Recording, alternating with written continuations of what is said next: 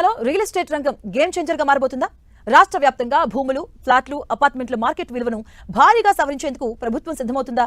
ఈ నెల 28 నుంచి రాష్ట్రంలో కొత్త ధరలు అమల్లోకి వచ్చే అవకాశాలు కనిపిస్తున్నాయి. స్టాంపులు, రిజిస్ట్రేషన్ల శాఖ ఇప్పటికే ప్రాంతాల వారీగా రిపోర్టులను సిద్ధం చేసింది. మరి ప్రభుత్వ నిర్ణయంతో రాష్ట్రంలో భూముల రేట్లు ఎలా ఉండబోతున్నాయి? ఇప్పుడు చూద్దాం. హైదరాబాద్ లో రియల్ ఎస్టేట్ రంగంపై తెలంగాణ ప్రభుత్వం ప్రత్యేక దృష్టి పెట్టింది. మెట్రో విస్తరణ, ఓఆర్ఆర్ కారిడార్ డెవలప్మెంట్, పెరుగుతున్న రియల్ ఎస్టేట్ డిమాండ్ నేపథ్యంలో బహిరంగ మార్కెట్ ధరలకు, ప్రభుత్వ విలువలకు మధ్య ఉన్న భారీ గ్యాప్ ను తగ్గించడమే ఈ రివిజన్ లక్ష్యం.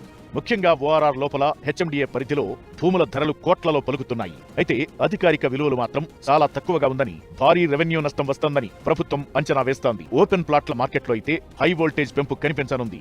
దాదాపు 15 నుంచి 20% ప్లాట్లకు నేరుగా 100% పెంపు వర్తించే అవకాశం ఉందని తెలుస్తోంది. ముఖ్యంగా ఓఆర్ఆర్ లోపల రియల్ ఎస్టేట్ భూమున్న జోన్లలో సగానికి పైగా ప్రాంతాల్లో ప్లాట్ల విలువలను రెట్టింపు చేయనున్నట్లు సమాచారం.